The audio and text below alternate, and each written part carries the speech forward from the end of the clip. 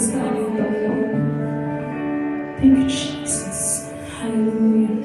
Karapat-dapat kang purihin, Panginoon. Karapat-dapat kang sinayin, kaya Lord, this afternoon, pupurihin ka namin, Panginoon, sa amin. Tatakilain, Panginoon, ang iyong banal na pangalan. Hallelujah, Jesus.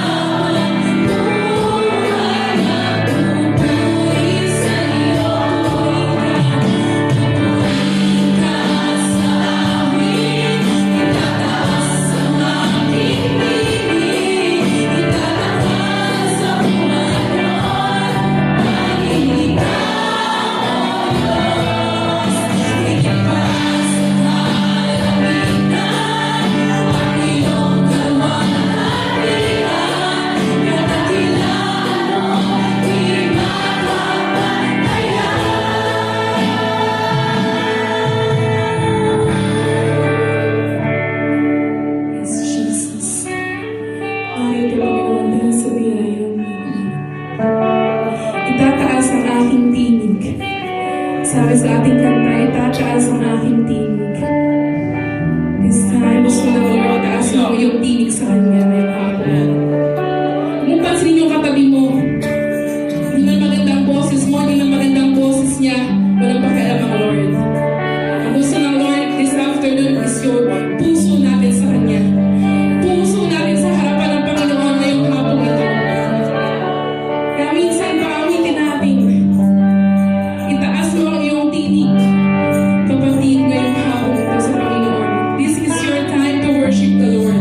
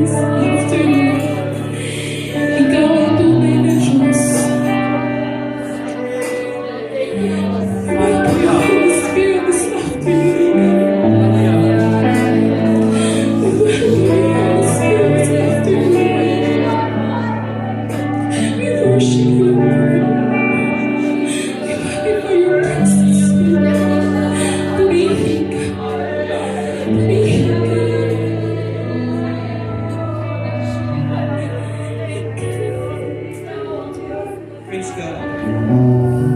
I could sense lots of heaviness this afternoon. Some of you are sick, some of you are down.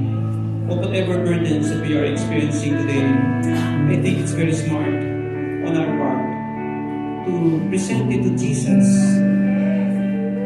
The Bible says, "Come unto me, all of you who are heavily laden, and I will give you rest." That's the wonderful, gentle promise of our Jesus. So if you are wanting to present to the Lord the burdens that we are carrying, just feel free to come to the altar as we are going to sing this song once again. And let's allow our God to help us carry through, for the simple reason that it's next to impossible on our part to survive this world without the help of Jesus. He said, "You are not alone."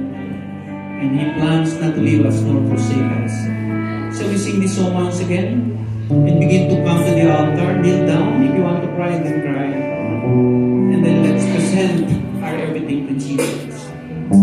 Hallelujah. Pupurihin ka, O Diyos. So we sing this song once again and begin to come here. Pupurihin ka, O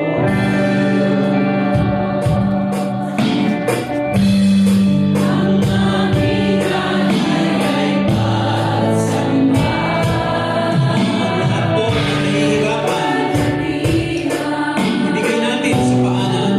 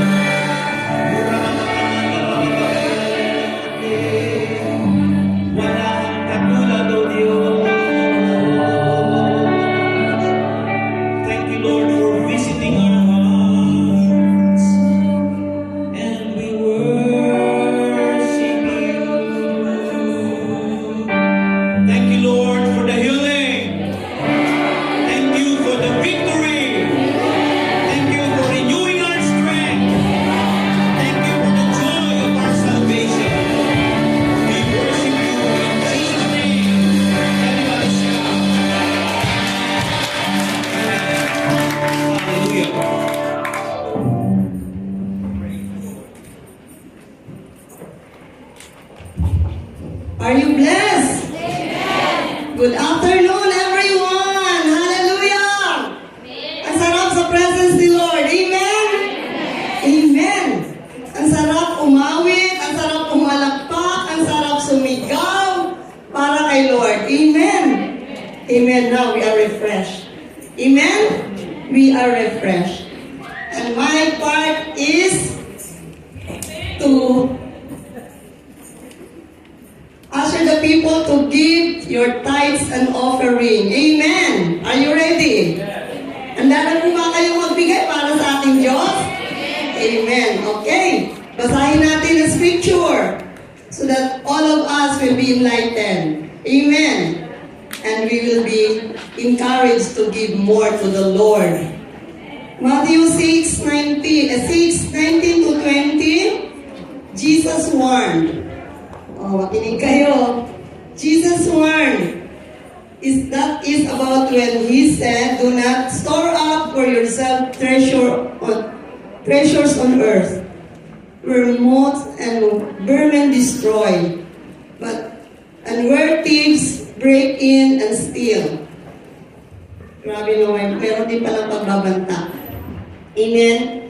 Sino po ba dito nakapagpatayo ng magandang bahay? Wala, ako lang.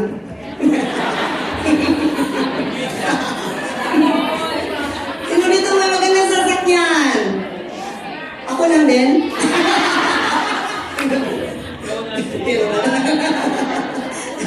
It will follow. Amen. So we are claiming and we are always be positive in the sight of the Lord. Amen. Kasi ang sabi naman ng ating Panginoon, He will bless His children. Amen. Amen. Pangahawakan natin ang pangako ng Diyos. Pero may warning po ang Panginoon. No, do not store up. No, do not store up the things, wealth in this world, kung saan po ito ay aamagin. Amen? Aamagin. Kaya medyo ready po tayo. Amen? Pag gusto nating mag-store up ng mga kayamanan dito sa lupa, alam natin na hindi po ito magtatagal. Kaya binabalaan po tayo ng salita ng Diyos. Amen? At hindi lang po yun. Meron po tayong, may mga tips po. May mga pagnanakaw. Especially pag medyo marami kang ipon. Diba, minsan pinapahaba yung fence sa bahay para walang makakapasok. Kasi reality po, there is a thieves. May mga magnanakaw po. So, nakasulat po siya sa Bible. So, kaya winawarningan tayo na huwag tayo masyadong maging attached in this world. Kasi po, mayroong mga bagay na to. Amen? Na pwedeng kukunin sa atin. Okay. But, store up for yourselves treasures in heaven. Amen. Kaya po ba? Stir up yourselves the wealth into heaven. Dapat po, ang ating focus is on heaven. Kasi po, mga bagay na meron tayo dito, ay alam natin, meron po itong moth, kumbaga po, ay aamagin to. Or minsan, kahit gaano ka mahal, ay madudulot pa rin. Yun po ba? So, treasures in heaven, dapat doon tayo nakafocus. Bakit po? Which neither moth nor rust destroys. Wala pong makakasira pag doon natin ito ini-invest sa heaven. Amen? Kaya ngayon mo lang mag-isip na tayo kung saan tayo mag-invest. Invest your life into heaven. Amen? Your wealth into heaven. Ito pong tithes and offering, binibigay po natin ito in order for us to support the ministry. Amen? Pero alam ng Diyos, this is a command that you need to give your 10% to the Lord. Ngayon pa lamang, ay alam nyo sa sarili nyo na hindi pa kayo nag-start giving this 10% for the Lord. And now, we will go back to this scripture. No? Tingnan nyo, saan tayo dapat mag-install? Saan tayo dapat magbigay ng ating posisyon? In heaven. Yun ay ang pagbibigay nyo ng tithes and offering. Amen? Kasi po, pag nagbigay tayo ng tithes and offering sa Panginoon, hindi po tayo pababayaan ng Diyos. And He promised us, hindi lang nga bahay,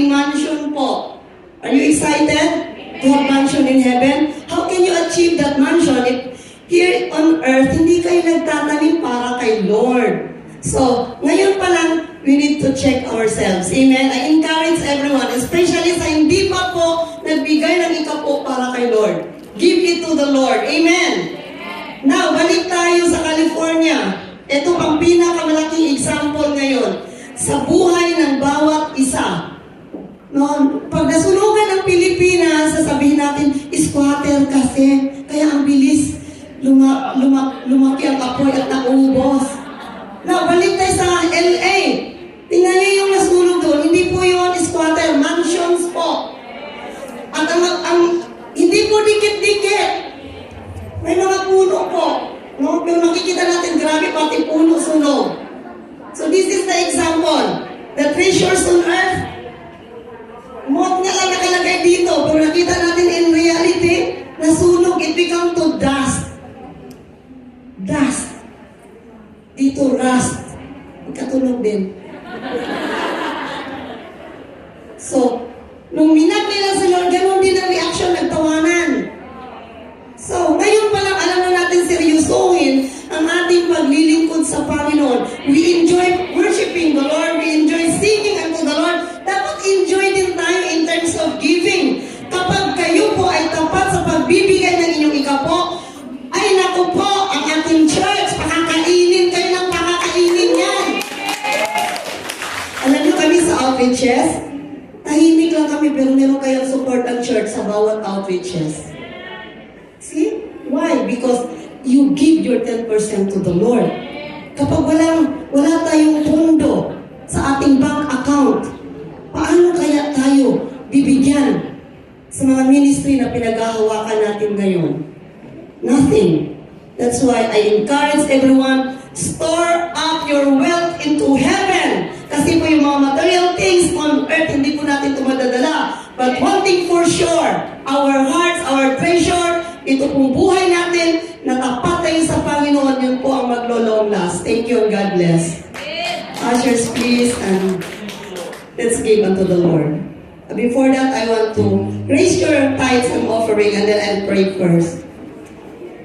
Hallelujah. Lord, thank you for the powerful warning to each one of us, Father, that we need to treasure our wealth into heaven. Thank you, Holy Spirit, that you open our hearts to give more unto you. Lord, thank you that we focus, oh God, the giver of everything, that is you, our Lord Jesus Christ. Bless our tithes and offering. Lord, the more we give, the more we support. Lord, hindi kami matatakot dahil alam namin our life is secure and even our future is secure into your hands. And Lord, thank you for these people that they are obeying to you. They give what is due to you. And thank you, Lord God, for blessing our envelope. Bless this in Jesus' name. Amen and amen.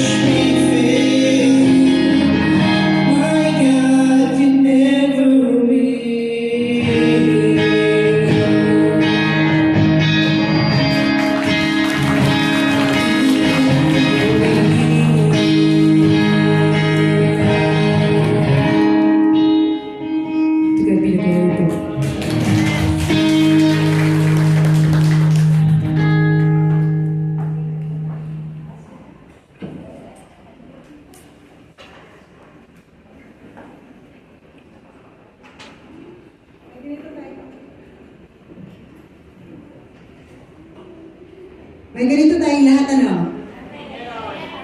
Pwede po pakitaas. Taas. Yan. Pakibuksan po. Yan. Di ba may isang cute na babae dyan? Ako po yan. Okay, announcement. Announcement. For those who are not part of our Sunday school or cell group yet, we are encouraging you to join us.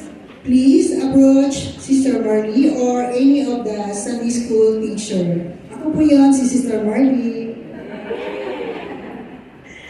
The Sunday worship team together with the tambourine dancers will lead the worship on January 30 and 31. Ang 29 po sa Saturday po yan. Please take note, dancers and worship team. Sa inyo po yung 30 and 31. And all ministry leaders and CE teachers and church members, please support and join our second church camp. Salamat po.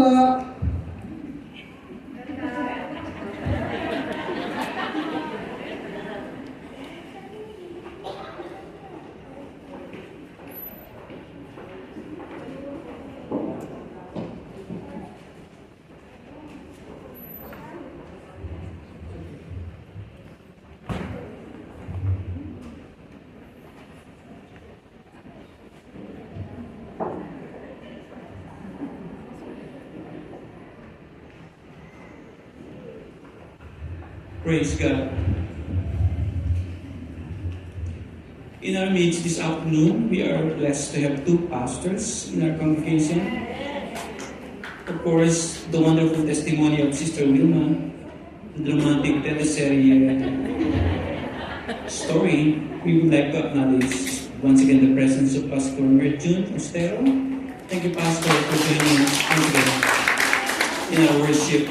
And of course, another pastor, of course, your pastor, hindi pa, Pastor Jeff Mendoza. Pastor Jeff, thank you for joining our worship service this afternoon. All our first-timers, please stand up. We would like to make you feel very much welcome. Our first-timers, yes, thank you po for being with us this afternoon. At lahat ng mga balikbayan na nagbakasyon ng 14 days sa Pilipinas, pwede po bang kung nakabalik na kayo ay tumayo at kaway-kaway? Lahat ng mga blooming kasi nakapagbakasyon, pero nahurot yun ang kwarta. Praise God, for Sister Ren is here, safe and sound, and about to deliver their second baby next week, the Lord willing. Hallelujah. Brother Frank, parang... Hallelujah. And Monica, thank you very much. Long time no see. Thank you for joining our worship. Sister Monica po, ang beloved ni Crimson, ang ating mga Disney workers. Thank you, Monica. So good to see you. Pastora is in the Philippines. Philip and Pastora will be back on Wednesday. The Lord willing, safe and sound, because God is with them. Sister Luz, how can I forget you? Ikaw talaga, sosyal ha. Padalaw-dalaw na lang sa Hong Kong, but so good to see you visiting, and whenever you are around, you are seeing to it that you are in the church. We really appreciate that. Kaway-kaway naman, Sister Ruth. Hallelujah. Lahat balang araw, ikaw ay babalik dito na turista ka na. Say amen. Hallelujah. Ang dami pong taga Hong Kong na mga members natin na talagang nagtuturo sa Hong Kong, papakuha ng picture sa Disneyland. Yun lang sa arko, pagka-picture uwi na. But praise God, whenever we are in the presence and in the will of God, we are in the perfect place. Would you like to say amen to that? Amen. Kylie, welcome back from Malaysia. Hallelujah. Tingnan nyo naman po ang kanilang school-related activity ay sa Kuala Lumpur. Kaya po, si Kylie, she was there for 4 days. At siyempre, ang mga parents nervous na nervous kasi first time na nawalay ang kanilang unikahihan.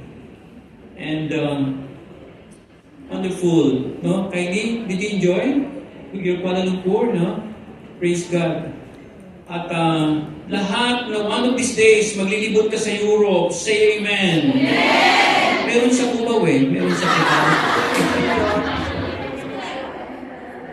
Hallelujah. So, this is the third Sunday of the first month of the year, January.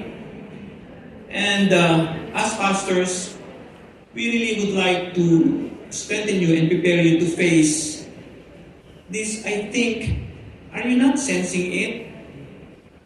As we start the first month of the year, ang daming challenges na dumating kaagad kabubukas ng taon. As Coach mentioned, the ongoing wildfire in California, kung ano-ano na po mga nakikita nating mga hindi nakikita nung araw, na nagiging very evident ngayon sa panahon natin. Those are signs of the times that, of course, our God is about to make a comeback.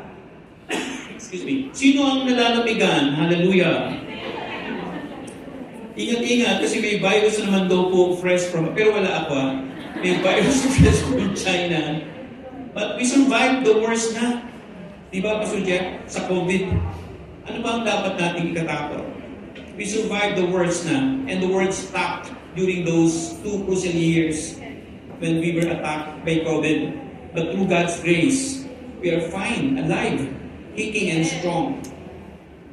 So, we are rendering sermons that are going to be strengthening us biblically based and where we are supposed to get our strength, but from the Lord. But apart from the Lord, we cannot do anything. Diba? Ang dami nating options before to exert all our efforts to be strengthened. Pero if we are doing it according to our own flesh, the more that we are getting tired But whenever we are coming to the altar, depending on the presence and the Spirit of God, we are not ending up disappointed. Our strengths are being renewed. So the road to finish right. This is the title of my sermon today. For so many simple reasons that a lot of people are starting very well, but finishing very wrong. Yung tipo bang ang ganda-ganda ng iyong simula, pero yung pagtatapos, doon sumablay. But the principle of the Bible is to those who are faithful until the end. So that's the principle of the Bible, and God is expecting us to remain faithful until the end. And the end of the caption pa nga is, to those who are faithful until the end will be saved. And I have co-pastors here. There are so many pastors around the world who started very right, but ending up cultic. And I know that you know what I'm talking about. So it's more on the ending and not the beginning. Ang dali-daling mag-start. Ang hirap ay ang magtapos. So I would like to read passages from the scriptures that can be found in Exodus 15, 20 to 26. And I think these kind of scenarios are no longer new for the simple reason that it happened way back, especially in the context of the Israelites. Then Moses led Israel from the Red Sea, and they went into the desert of Shur. For 3 days, they traveled in the desert without finding water. When they came to Mara, they could not drink its water because it was bitter. Basically po, in the Hebrew word, the word Mara means bitter. That is why the place is called Mara.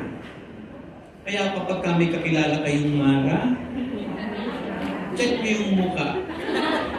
Kaya di ba mayroong teleserye sa Bible, Mara, Clara? Si Mara yung kontrabida, si Clara yung saint. Kaya po naging kontrabida si Mara. Kasi nga, bitter. And it's biblically based. Pero tingnan nyo naman yung mga katabi nyo, mukhang mga anghel. Excuse me, bakit ko lang amen? Minsan nagpo-pollen lang, mga... Pero kung whatever man, kung ano man ang pangalan mo, basta ikaw ay may Kristo, nagiging positive yan. So imagine, the Israelites prayed for so many years in order for them to be delivered under the hands of the Egyptians. Ngayon, when they were finally delivered, God sent Moses. When they were beginning their journey in the wilderness, ito yung scenario. So then Moses led Israel from the Red Sea, and they went to the desert of Shur. For 3 days they traveled in the desert without finding water. When they came to Mara, they could not drink its water because it was bitter. That's why the place is called Mara. And basically, human as they were, human as we are. Ito yung kanilang naging attitude. So the people grumbled against Moses, saying, "What are we to drink?" Nagreklamo sila kay Moses. True enough naman nga, i-deliver mo kami, Moses. Si Moses talaga ang may kasalanan. But Moses was the representative of God. So when they were grumbling against Moses, they were actually indirectly grumbling against God. So the people said, "What are we to drink?" Next. Then the Lord issued a ruling and instruction for them and put them to the test. So you see, the Lord was putting them into that because the Lord was testing them.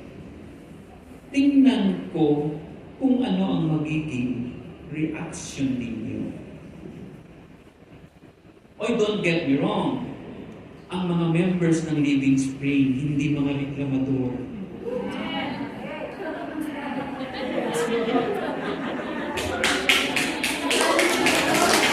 Saan mo konti naman yung nag-amen?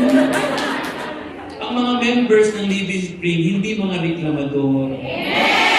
Parang napilitan namang mag-amen. Buutan kaayo ang mga taga-Living Spring. Don't get me wrong, si Pastor nagpipreach, naku, baka inaano tayo ni Pastor kasi mga reklamador tayo. Hindi po. These are to prepare us to face 2025. Then the Lord issued a ruling and instruction for them and put them to the test.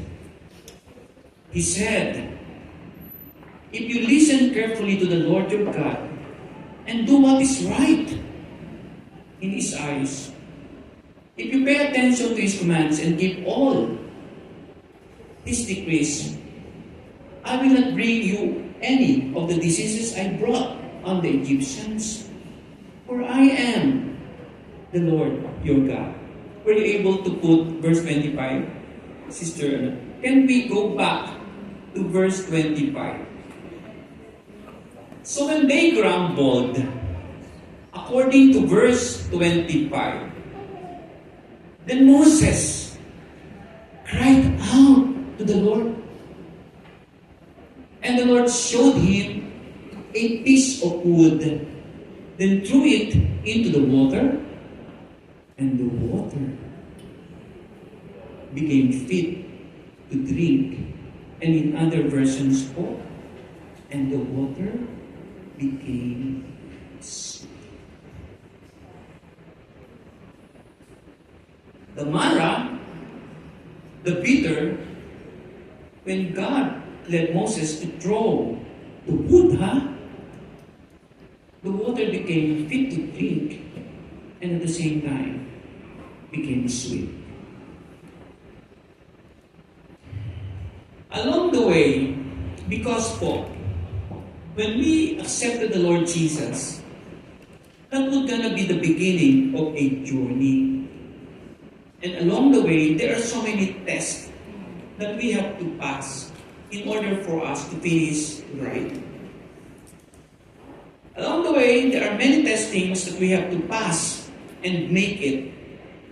As the Bible aptly stated, those who are faithful until the end will be saved. Sad to say, even the great leader himself, in the name of Moses, was not able to make it out of that forgettable event wherein he was upset with the Israelite that disqualified him to enter the promised land. So the deliverer himself, Moses himself, was not able to enter the promised land because there was a portion, there was a moment that he was very, very upset of the Israelites. In census, during those days po, the number daw po of the Israelites reached almost 1 million. For in the numbering, there were only about 600,000 men. But including the ladies and the children, that was gonna be equaling to about 1 million people that he was leading. Kaya nga po, when he was already tired in dealing with the Israelites, Jethro, his father-in-law, advised him to delegate the works. Understandably, if you are going to lead that number, mapapagod ka talaga.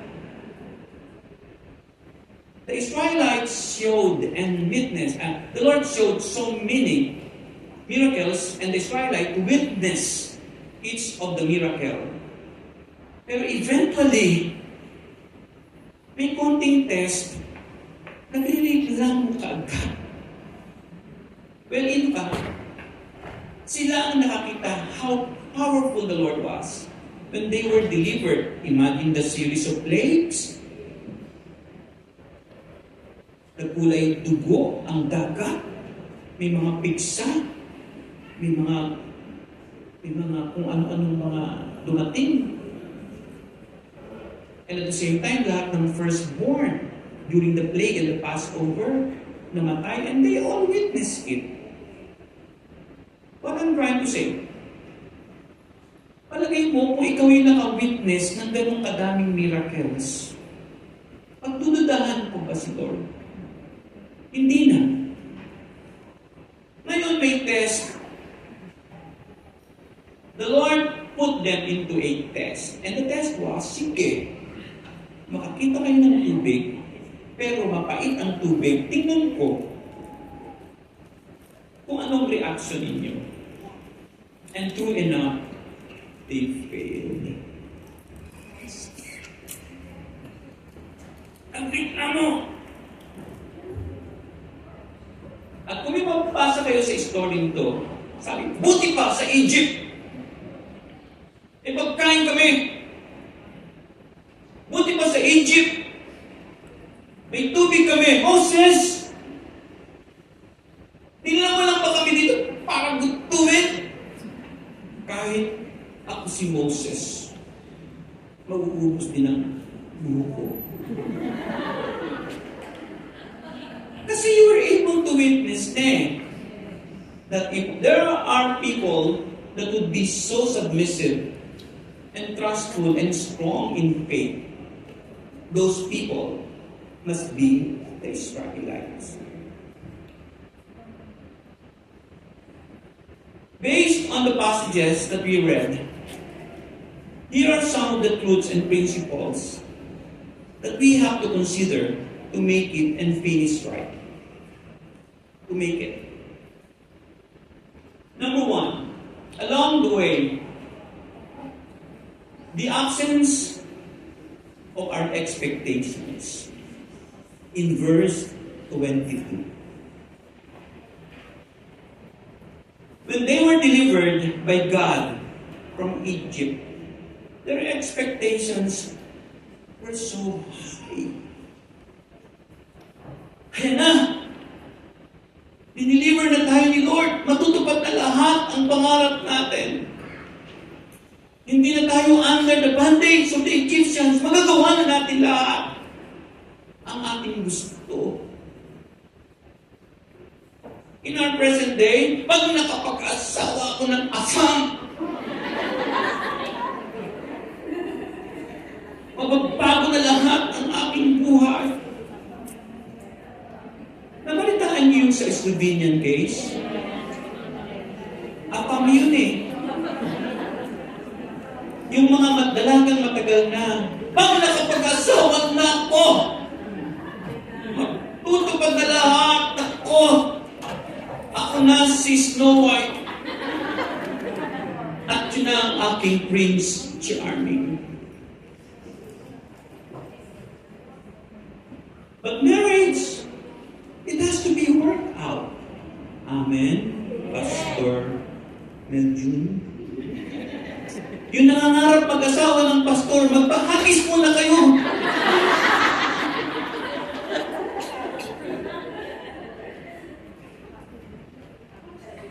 Pag napunta ako ng Hong Kong, pastor, lahat ng mga tumitingin sa akin ng mababa. Pag uwi ko, pastor, ng Pilipinas, titingalain nila ako. Ang dami pong taga nag-work ng Hong Kong. Walang utang sa Pilipinas. Mas dumami ang utang natin. Hindi makauwi-uwi kasi hinuhulugan. Ang daming naipon, remittance slip. Walang pera.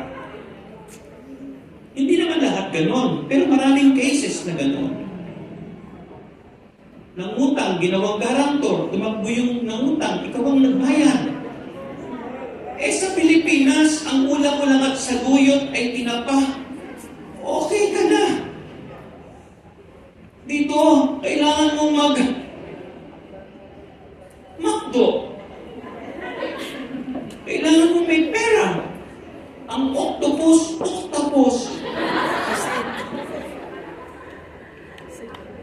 So we have to accept and admit the fact that not all that we were expecting when we were still in the Philippines, amen, Ren? Nung mapunta tayo ng Hong Kong, it's not happening. The absence of our expectations. But the Lord was just putting them into a test. Kaya nakapag-asawa na ako. Pag nagkaanak kami, makukumpleto na lahat ang buhay. Si Ate Amy nga, nakakadalawang asawa na. At palagay ko nga, makakatatlo pa. Hallelujah. Kaya galit na galit yung mga no boyfriend since birth. Pero hindi naman naging kumpleto ang buhay. But the Lord is there. And they were just being put into a test. If I am going to allow you into this, what would gonna be your reaction? Monica is about to get married. Ayan na, hallelujah. Ayan na ang katuparan ng mga pangarap. Hallelujah. Sayang wala si Crimson. But we have to be prepared. The things that we are expecting to happen realistically are not going to happen perfectly. But the Lord will gonna be there. And He is putting you into a test. Kaya Andrea, pag kinakantawang kanilang wala kang boyfriend, sabihin mo sa kanila, buti nga. Sabi na may mga asawa, nakakaawa naman yung mga dalaga, mga binata. Sabi naman ng mga binata at mga dalaga, nakakaawa naman yung mga asawa. Nagkakaawaan tayo. Pero the point is, whatever situation you are into, include God there. Otherwise, we're going to be miserable of whatever situation. Lahat ng may asawa pero masaya, say amen. Ano ang mas May mga asawa ba kayo? Nakakapag-imin nyo? Lahat ng single pero masaya, say amen. Single ka ba? Single ka ba, boss? Hallelujah! Ano? Lahat ng may asawa pero nawala ng asawa pero masaya, say amen.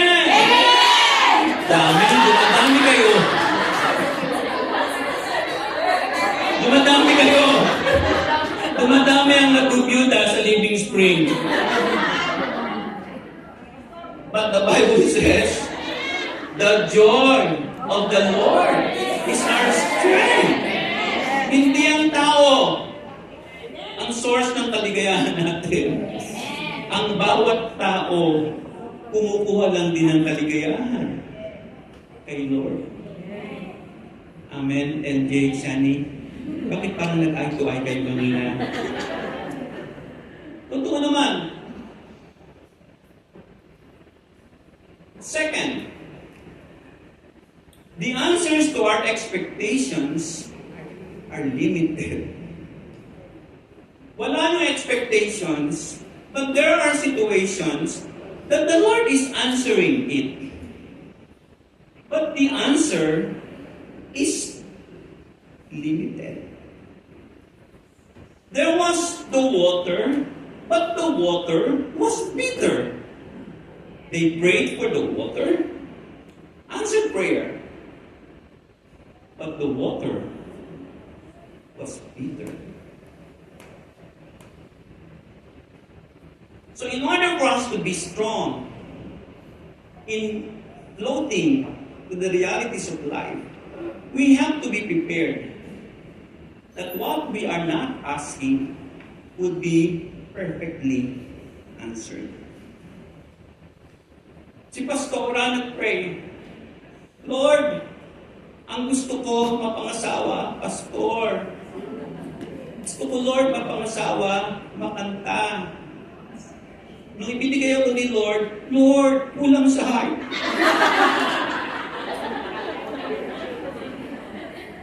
Ako naman, ang gusto ko sa babae, maputi. Gusto ko sa babae, medyo tahimik lang. Si Pastora ang binigay. Praise the Lord, si Pastora, pumuputi na sa Hong Kong. Huwag kayong magsusunod. Dinipilit ko talaga. Hindi mo sinabi sa akin, ang Loy na naka-live tayo. Hindi si Pastora maputi talaga yun.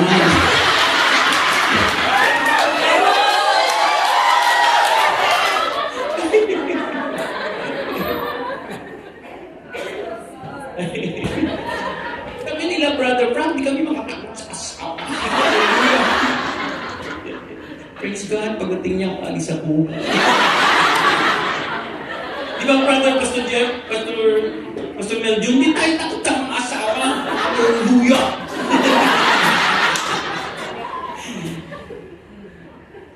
The point is, ang dami nating pinagpipray. Di ba kung minsan ang tagal dumating? Tapos pag dumating, kulang pa. Pag ako binigyan ng Lord ng church sa Hong Kong, nakita ko ang Living Spring. Nung mapunta ako sa Living Spring, pagtingin ko sa mga tao, mukha lahat mga banal. Banal, amen talaga.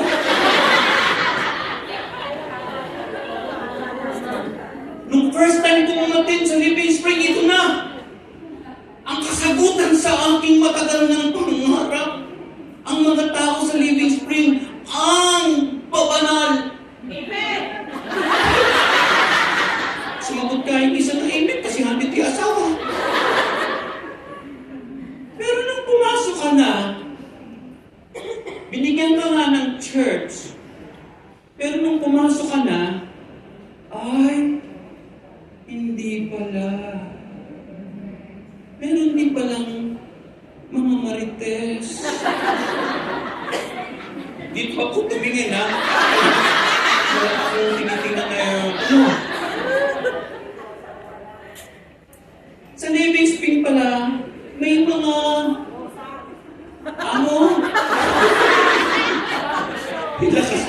Rosella para hindi na ako ang magsabi.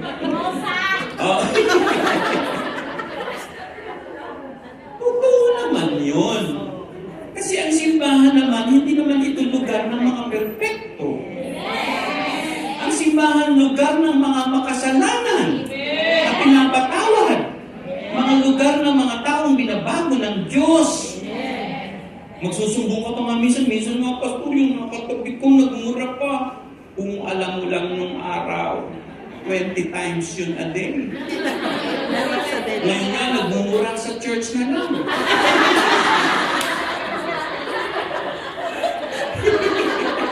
O, hindi na bawasan, no?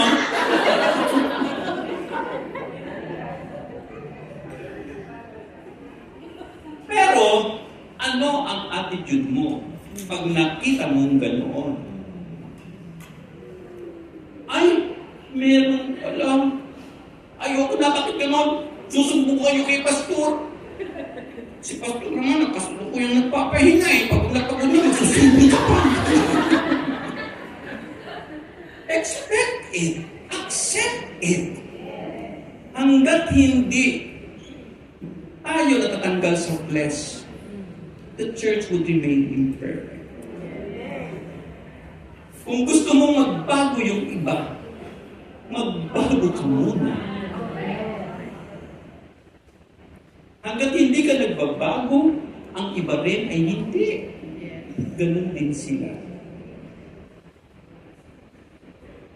Pero kung ano man ang sitwasyon natin ngayon, the Lord remains in love with us. I would like to hear a louder hallelujah to that. Akbayan nga ang katabi at sabihin mo, mahal kita maging sino ka man.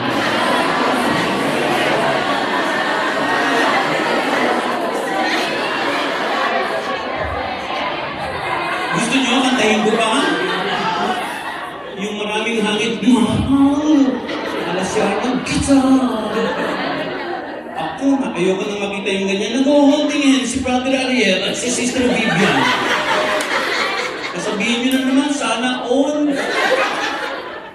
Yung dalawang yan, larawan niya ng mag-asawa na hindi nag-aaway kahit kailan.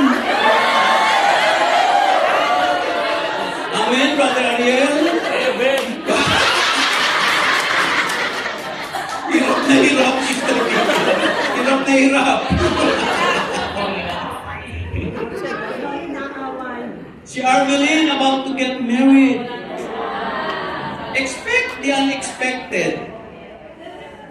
But whenever we're going to be there, the Lord will be there. He is just going to put us into a test. Si Pastora lagi niyang sinasabi, nung tumaba ako, sweetheart, kahit malaki yung tiyan mo, I am remaining in love with you.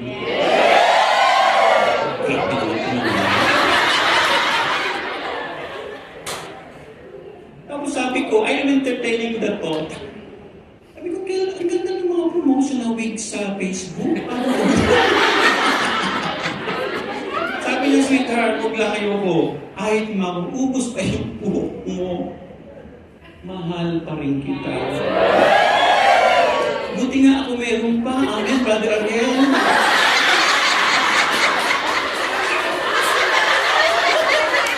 Pero tingnan niyo naman si Sister Vivian. Oh, sila pa rin. Kasi nga, ang marriage, till death. Nung araw na pakasalan mo yan, ang tangos ng ilong. Ngayon, hindi mo na makapa. Pero kayo pa rin. Amen. Sapagkat kasama niyo ang Diyos. May mga times na nagpipray ka, Lord, i-heal mo ako. Bakit hindi ka hinihil? Because the Lord is testing you. Paul prayed 3 times for his thorn in the flesh to be removed. But the Lord was not removing it. And it was instrumental for Paul to be much more intimate with God. Mas malakas siya. Kasi nga may thorn in the flesh niya. Si Brother Herbert nagdadialysis every night. Pero sabi niya, Lord, ikaw talaga. At kung makikita niyo si Brother Herbert, hindi halatang nagdadialysis. Kasi the more siyang lumalapit sa church, lumalapit sa Lord. Kaya looking victorious, that's the attitude. He's going to put us into a test. And the Lord is expecting us to pass the test. Let's not fail it. Make our attitudes right. The more that we become prayerful, the more that we become submissive, the more that we become intimate with the Lord. That Lord, no matter what, I still would like to praise you.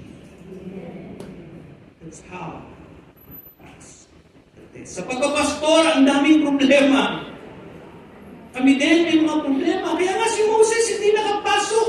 Nainis.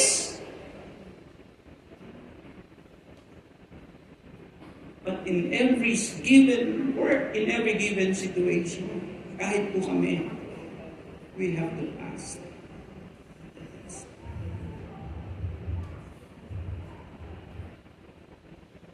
And we are going to finish right.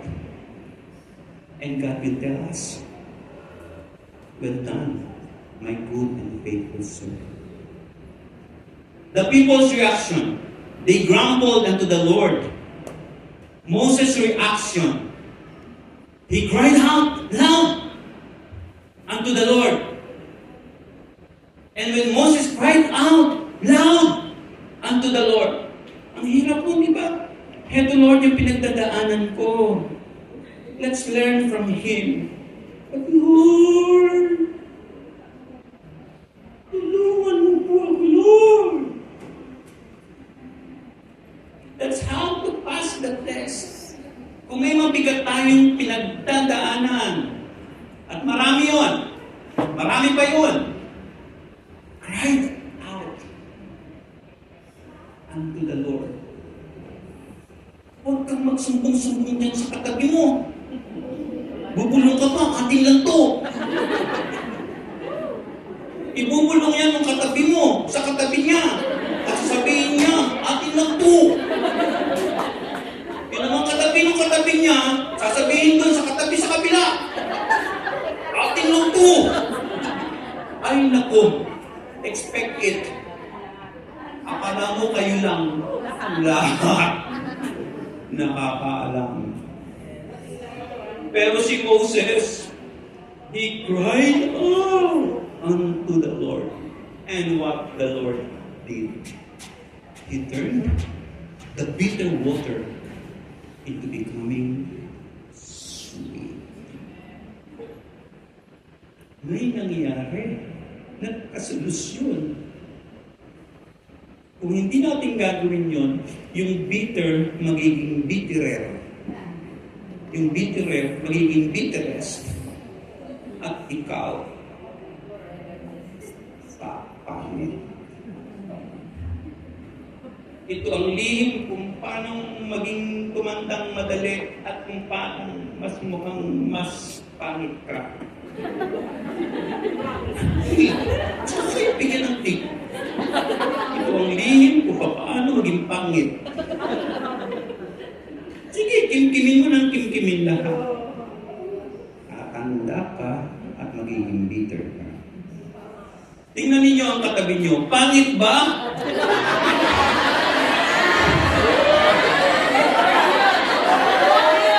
Yung best friend, nagsikuhan ng pangit ka ako.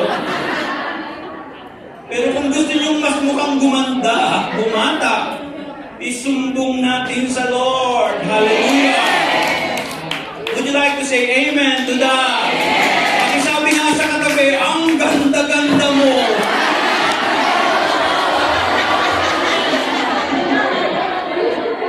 Pero pagtalikod mo,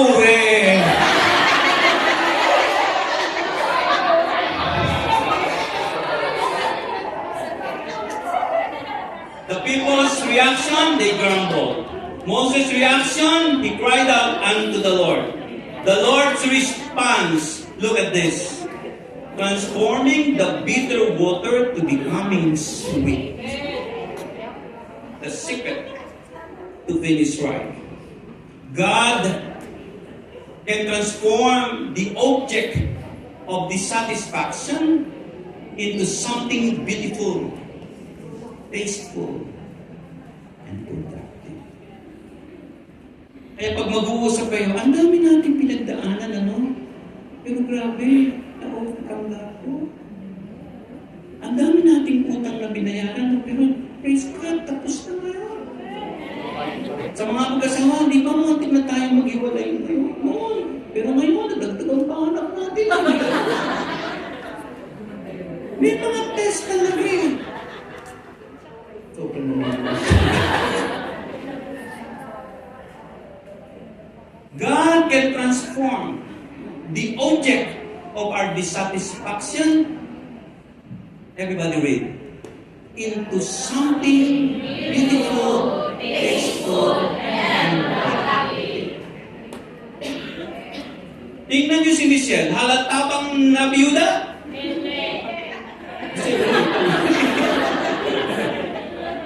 Tuloy ang trabaho, tuloy ang worship.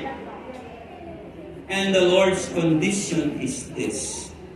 He said, if you listen carefully to the Lord your God and do what is right in His eyes, if you pay attention to His commands and keep all His decrees, I will not bring on you any of the diseases I brought on the Egyptians, for I am the Lord who heals you. If, God said, listen carefully, I will heal you. It's the Lord's command. Let's listen carefully. Let's obey diligently. Let's apply the principles of the Bible. And the Lord said, I am going to spare you and heal you. I love you. I died for you. All your sorrows will turn to dancing. All your tears will be wiped away, the Bible says, the Lord says, if you listen.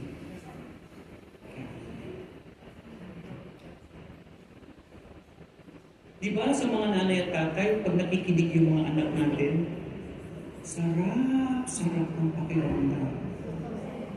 Pero pag hindi rin nakikinig, naku po, ang sakit kaayog yun. Si Lord the same.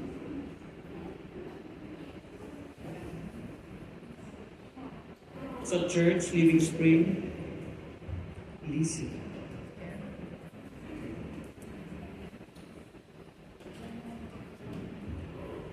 And in our conclusion, everybody read. Do you want to reach the promised land? Always make our attitude right. That's how to finish the road right. Kaya balang araw may maririnig po kayo. Uy, ang sarap kasama niyan. Ang sarap-sarap kasama ni Heart. Nakaka-bless. Ang sarap-sarap kasama niya ni Rosie. Hindi pa yung nagsasalita. Nakaka-bless na. Pag nagsalita pa yan, pag-imatayin ka. Ang sarap kasama niya. Si Pastor. Yeah. Nakaka-bless na Pastor yan. Kaya ang sarap magsimba sa simbahan nila. Ganyan. Lalago ang church pagka gano'n ng mga tao. Di ba, Pastor Meljon? Kasi nga, ang attitude.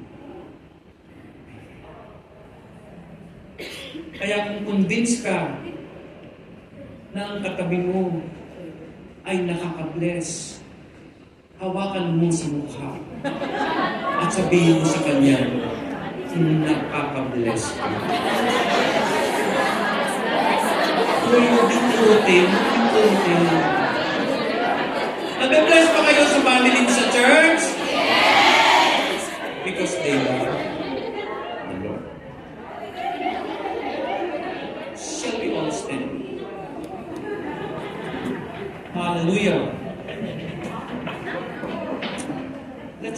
God, for He deserves. Ang ating Panginoon ang siyang tunay na larawan ng ating pagsamba. Pupurihin ka, O Diyos. And let's worship Him. Amen and amen. Pwede po bang pumunta sa apat na tao? Iba-iba at sabihin mo sa kanya, ang laking blessing mo sa akin.